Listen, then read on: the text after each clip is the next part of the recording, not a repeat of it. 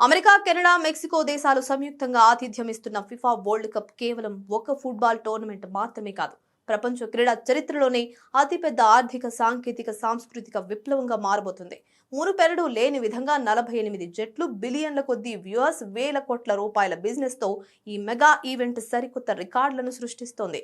గతంలో కేవలం 32 జట్లతోనే జరిగిన ఈ మెగా టోర్నీని ఈసారి ఫిఫా ఏకంగా 48 జట్లకు పెంచింది. దాంతో ఫ్యాన్స్ కు ఫుల్ ఎంటర్టైన్మెంట్ ఇచ్చేందుకు 16 నగరాల్లో 39 రోజుల పాటు రికార్డు స్థాయిలో 104 మ్యాచ్లు జరగబోతున్నాయి. ఇక గ్లోబల్ పార్టిసిపేషన్ ను పెంచాలనే ఫిఫా ప్లాన్ తో ఈసారి కురాకో, కాబో వెర్డే, జోర్డాన్, ఉజ్బెకిస్తాన్ లాంటి 4 దేశాలు తమ ఫస్ట్ వరల్డ్ కప్ మ్యాచ్ ఆడబోతున్నాయి. ఇక bank of America global research ప్రకారం ఈ మ్యాచ్లను నేరుగా స్టేడియాలో చూసేందుకు సుమారు 65 లక్షల మంది ప్రేక్షకులు రాబోతున్నారు. ప్రపంచ జనాభాలో దాదాపు 30% మంది ఈ వరల్డ్ కప్ ను టీవీలు, ఓటీటీలు, డిజిటల్ ప్లాట్ఫామ్స్ ద్వారా చూడబోతున్నారని ఫిఫా అంచనా వేసింది. గత ఖతార్ వరల్డ్ కప్ ను 500 కోట్ల మంది చూస్తే ఈసారి ఆ రికార్డు బద్దలై ఏకంగా 600 కోట్ల మంది ఈ టోర్నీని ఫాలో అవబోతున్నారు.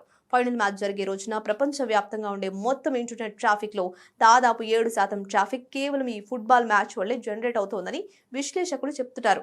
అలాగే FIFA and world trade organisation సంయుక్త సర్వే ప్రకారం ఈ వరల్డ్ కప్ ద్వారా గ్లోబల్ జీడీపీకి ఏకంగా $40.9 బిలియన్ యాడ్ అవబోతున్నాయి.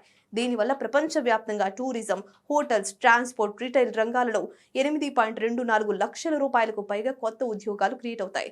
ప్రపంచవ్యాప్త బ్రాండ్స్ అన్ని ఈ వరల్డ్ కప్ లో యాడ్స్ ఇవ్వడానికి ఎగబడుతున్నాయి.